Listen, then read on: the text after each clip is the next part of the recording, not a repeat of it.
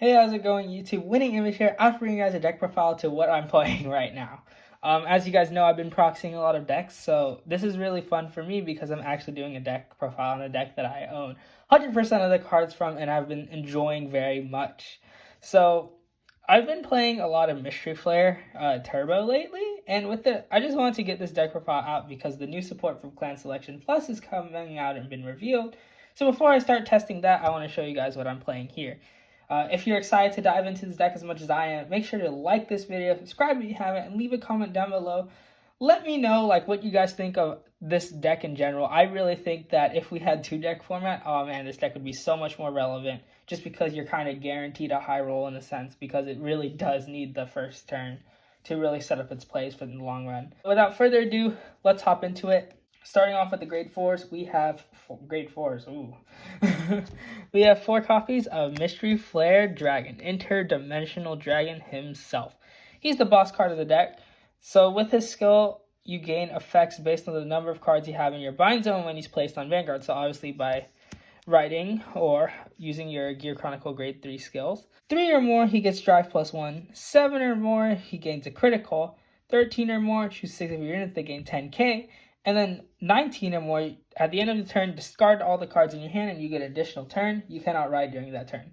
So that's why we play Chronojet as our main grade 3 of the deck, just because after you get that additional turn, this whole deck is working towards building up to that additional turn. You got to be able to follow up with it with some finishing play. Hence why I always go Force 2 with this deck, even though Force 1 can be tempting at times. But Force 2, got to keep the pressure. Especially if you go into this and you have to go into it when your opponent's at 2 damage if you have some kind of setup, even if you can't pull off the extra turn. It's pretty much a lethal swing at that point because you check a crit, if you check a crit.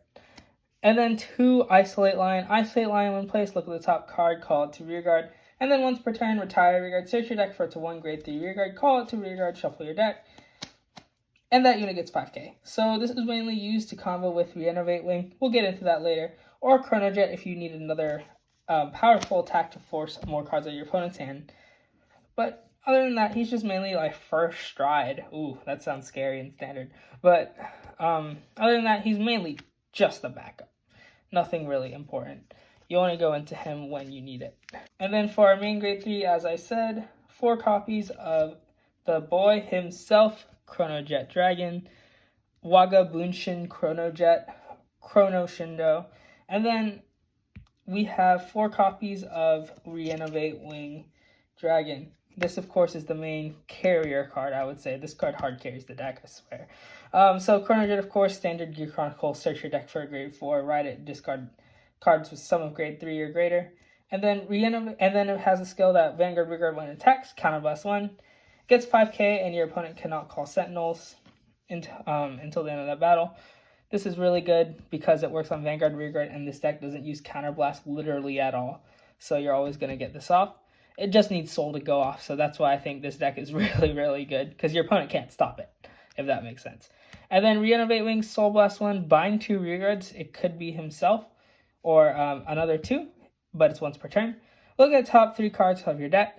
Call 2 cards among them to rearguard and bind 1 card among them. So just accelerating your bind zone even further to get off your Mystery Flare, working towards that 19 or 13, just so you could pull off more of its skill is really good, and that's why we play Reanimate Wing at 4. And it's a main phase skill like Chronojet's skill, so depending on the order that you activate them in, you could always have more cards in your bind zone. Next for grade 2s, for Lost Break Dragon.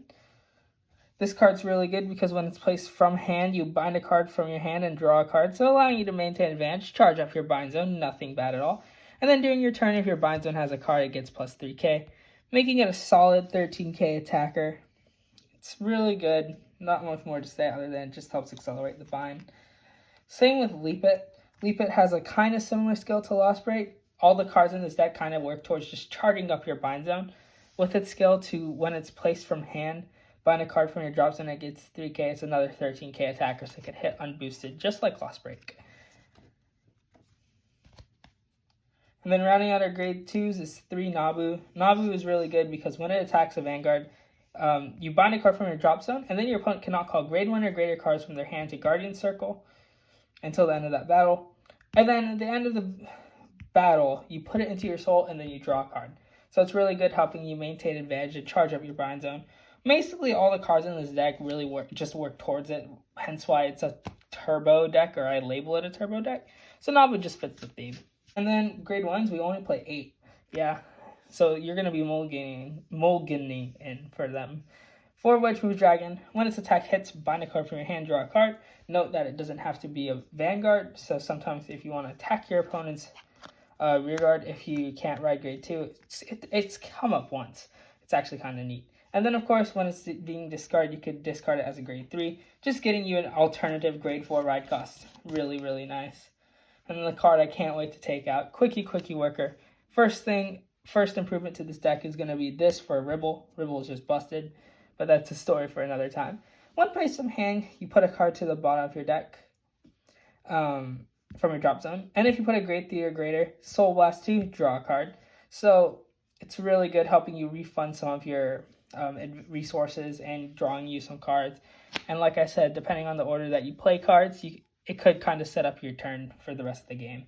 And one of the things that is really good is if you're out of Mystery Flares because you've exhausted all 4 or you've seen all 4, you could send it back to your deck, draw yourself a card, and then go into it. So it's like you essentially put it back in and give yourself another chance to re-ride. And then for triggers, it should be fairly standard.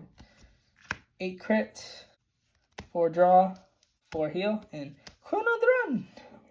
So yeah, that's pretty much it for this deck profile, guys. Hope you all enjoyed. I just wanted to do this because I really enjoy playing this deck right now, and it's just been a blast. You're not going to win every game, but it could get close in a lot of matchups, and when you pull off Mystery Flare's extra turn, oh man, your opponent's going to have a rough time. On that note, I want to thank you all for watching. Hope you guys have a great day, and I'll see you all next time. Peace.